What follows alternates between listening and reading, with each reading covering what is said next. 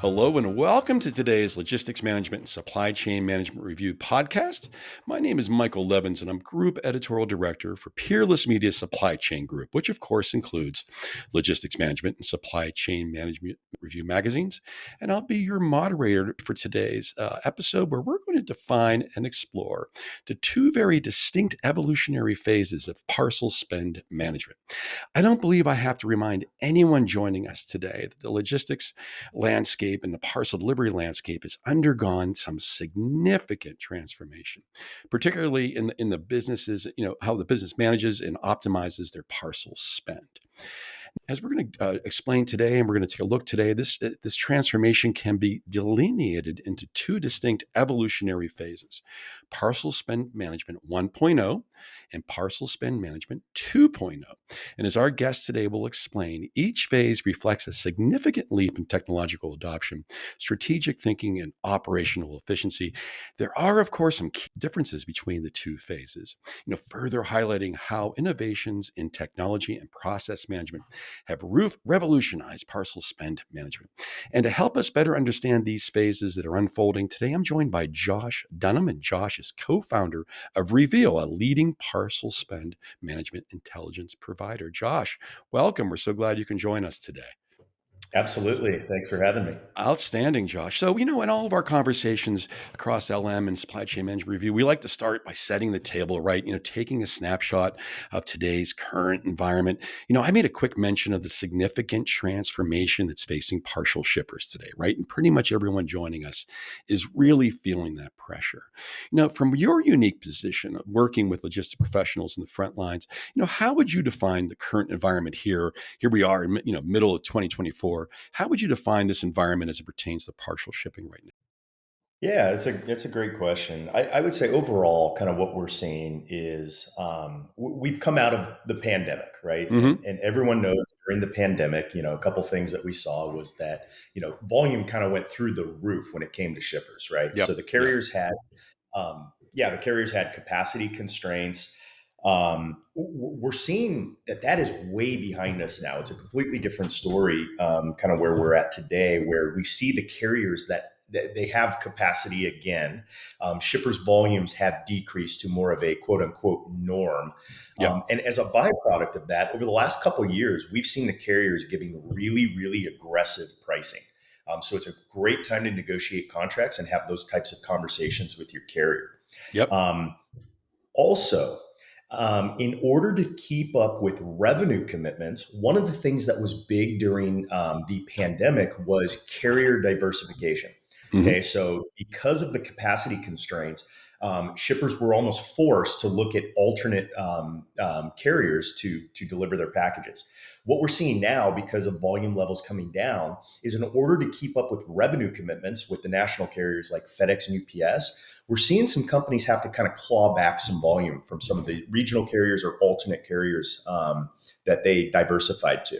Yep. Um, so in order to hit, yeah, like I said, revenue commitments or even Yep. like rebate structures that are put in place by the national carriers. But speaking of carrier diversification, that's kind of one of the interesting things that we're seeing going on kind of currently. Mm-hmm. That could even potentially challenge kind of this duopoly that FedEx and UPS have had on the national level. We've seen that USPS is evolving, rather quickly. We're seeing that they're actually evaluating some pretty significant network changes. They've added a new service with pretty competitive pricing that kind of challenges the ground model for FedEx and UPS. We've seen the on-track and laser ship kind of merge. Yep. They can now on track can now cover or deliver to 70% of the U.S. population. Mm-hmm. So they're really emerging as a potential challenger to FedEx and UPS on the national level. And then lastly, we saw kind of pre-pandemic, we saw Amazon begin this shipping service, right? Mm-hmm. And because of the capacity constraints during the pandemic, they kind of put a pause on that. Yep. Amazon has since kind of reinstated that delivery service, so they're now delivering packages again that are within their network, but they are delivering packages. So it'll be really interesting to see where they take that kind of here in the future. Yep, absolutely. Great job of putting that transformation into perspective, Josh. Honestly, it's terrific. Great big snapshot. I love that. Now, based on this new reality, and everything you just shared with us there, Josh, is there a way you can maybe boil down to one or two of the biggest challenges facing parcel shippers in terms of parcel spend management these days? What are one or two of those biggest challenges evolving out of that reality that you just so nicely defined for us? Yeah. So, we talked a lot about, how the parcel space is changing. One thing that we've seen, at least over the last couple of years, that hasn't changed, is that the carriers are still using the same tactics that they have to increase rates, Hmm. right? So we saw at the beginning of this year a 5.9% rate increase. We ran the numbers on that and did the analysis. It actually turned out to about 8% on average between the two Hmm. carriers in regard to a rate increase at the beginning of the year. We saw that the carriers instituted new zip codes for their delivery area surcharges. So Yep. that was an increase to shipping. That occurred this year. Yep. And then the other thing that occurred this year is both carriers made changes to their fuel surcharges. Mhm. So there are things changing in the space, but one thing remains the same. FedEx and UPS are using kind of similar tactics to increase pricing. Yep. So that kind of brings us to one of the major issues that that shippers face, and it really kind of boils down to transparency Yep. and really kind of lack thereof. Mhm. Um, parcel is really it's the fastest growing modality in shipping, and I would argue that it's also the most complex. Yep. When it comes to the carrier data as well as the carrier agreements, it's really difficult, Yep. to kind of get a handle on both of them. Yep. And in order to manage this effectively, shippers really have to have enhanced visibility, and you just can't Absolutely. get that from the carriers. So that's a huge Absolutely. issue. Absolutely huge. Let's dive into that, Josh. Let's dive into how shippers can get a handle on that visibility, how to get a handle on that parcel spend. Now, we've alluded to two distinct evolutionary phases, right? I mentioned Parcel Spend Management 1.0 and Parcel Spend Management 2.0. So let's kind of put some context around that, Josh. How do you define Parcel Spend Management 1.0? What is that? Define that for us. Yeah, so think of parcel spend management, or I'll abbreviate it and say PSM Hmm. 1.0. So think of PSM 1.0 as kind of the industry's really kind of first or initial approach to managing parcel expenses. Yep. And this is going to be, think of it as like basically consulting firms that have introduced tech enabled managed service to Hmm. help manage parcel spend. Yep. And we know PSM 1.0 well, because that's quite honestly, what we were What for you do. for Yeah. many years. Yep. And you can think of it as being characterized by manual processes, limited Hmm. visibility to the shipper, and a very kind of reactive stance towards parcel spend management or cost management. Now let's go into some of those features. Now you mentioned the manual side of it. What are some of the other features of PSM 1.0, Josh? Yeah, well, PSM 1.0 really at its heart is it's a managed service. Yep. So providers, more often than not, they're relying on manual data analysis, manual Yep. processing, and it leads to not only inefficiencies but a higher likelihood of errors. Yep. Other things that characterize PSM 1.0 would be higher costs. If Yep. you think about manual analysis requires expertise, it requires Hmm. people. As a byproduct of that, those people and that expertise is expensive. Right. So naturally, PSM 1.0 providers have higher cost structures, and they need to pass those cost structures on to the customer. Hmm. One of Hmm. the other things that we saw a ton when we were, in the 1.0 space, was that when we, as the provider, had employee turnover, it was a really big deal for our customers or for shippers, Yep. because when you're heavily reliant on people to do the work, when those Hmm. people leave, Yep. it really decreases responsiveness and quality. Right. Our customers, when we were 1.0 providers, had limited visibility. Hmm. So really kind of a lack of meaningful data and analytics made it difficult to understand kind of patterns in your spend, identify areas for potential cost reduction without the help of the consultant. Right. Right. Um, it, PSM 1.0 is very reactive Hmm. um, because it relies on people. It doesn't necessarily live in real time. Um, and as a byproduct of that, shippers become aware of potential problems much later. Hmm. So they became, aware kind of down the road. And then I would say the last thing that it kind of does internally for shippers, PSM 1.0 really, it doesn't bolster um, transparency and Yep. collaboration within Right. shippers. We Right. see kind Right. of this siloed approach when it comes to departments within Sure. shippers. So Yep. think about your operations, your finance, your procurement department. They become very siloed because they don't really have, visibility, cross departmentally, and they kind of work in these silos. So Yep. those are Gotcha. several of the things that we used to be that we see in the PSM 1.0 solution. Yeah, absolutely. I keep seeing in my head that employee with had all that institutional knowledge, then that person sort of takes off and go, oh, geez, we lost all that knowledge in that one person as well. So I can totally see how that would be limiting. Okay, so there we have like a more traditional tech-enabled managed service approach. Now we mentioned, we're evolving, right? Shifting to a more data-driven approach. Now, Josh, how would you define this next step, or let's call it PSM 2.0? Give us a little bit of a background on how you would define PSM 2.0. Where are we now? Yeah, so this really kind of evolved as a result of our customers asking us for something more, asking us for something different. They said, "Hey, don't get us wrong. We like what you're doing. We like what Hmm. you're offering us, but there has to be a better way." Hmm. So ultimately, we created this Parcel Spend Management 2.0. And think of it really as the inverse of 1.0. Whereas Yep. 1.0 is tech enabled managed service, 2.0 is really a customer facing technology platform at its Hmm. core, and it's supported by a world class support team. Yep. And really, what this does is it brings way for a more strategic, data driven approach.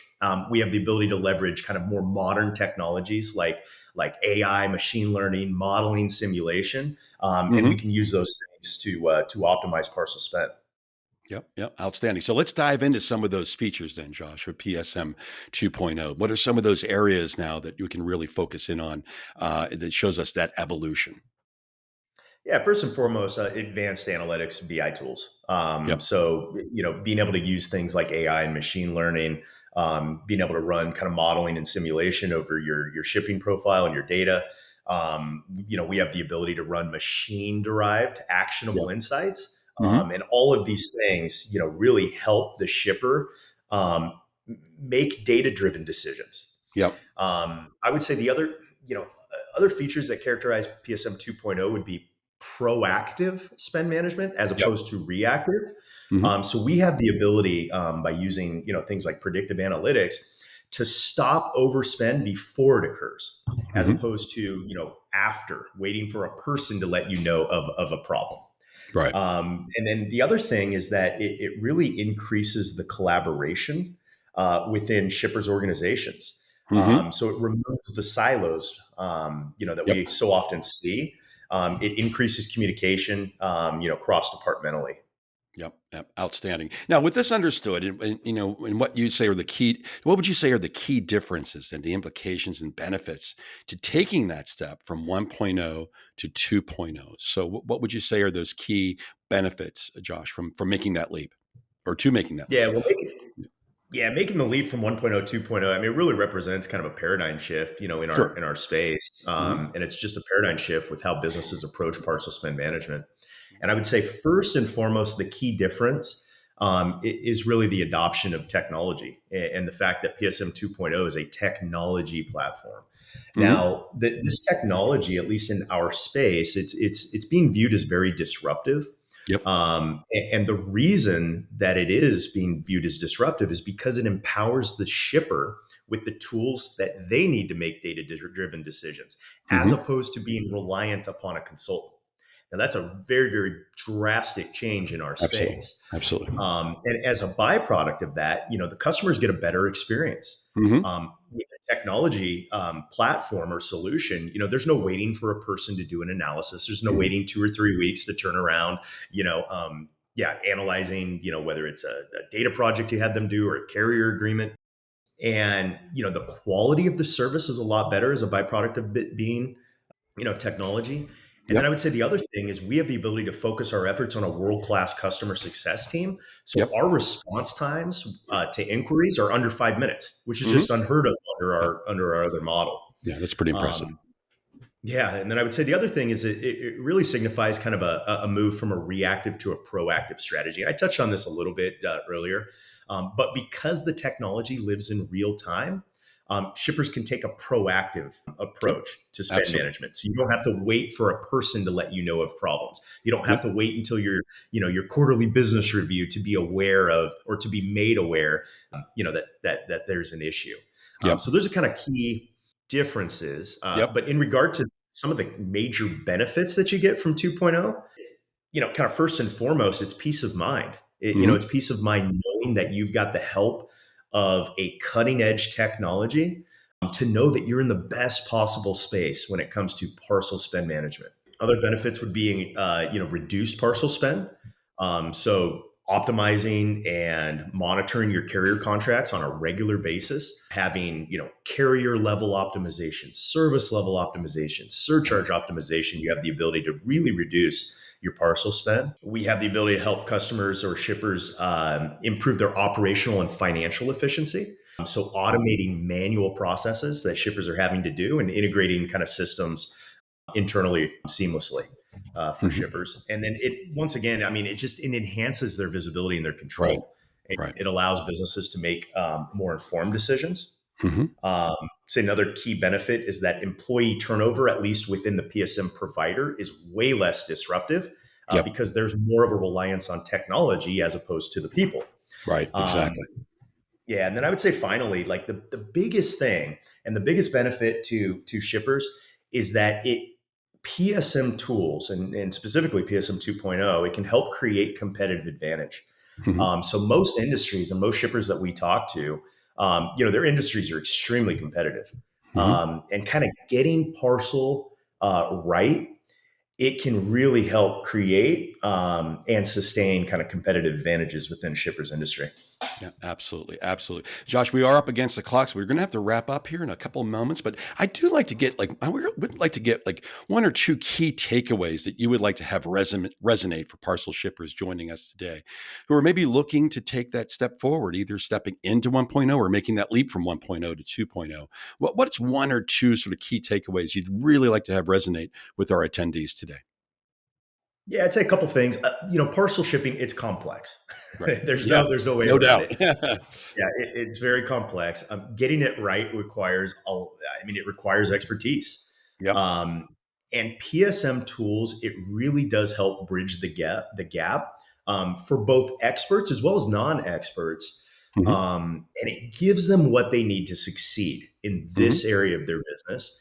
Yep. And, really these tools will help shippers.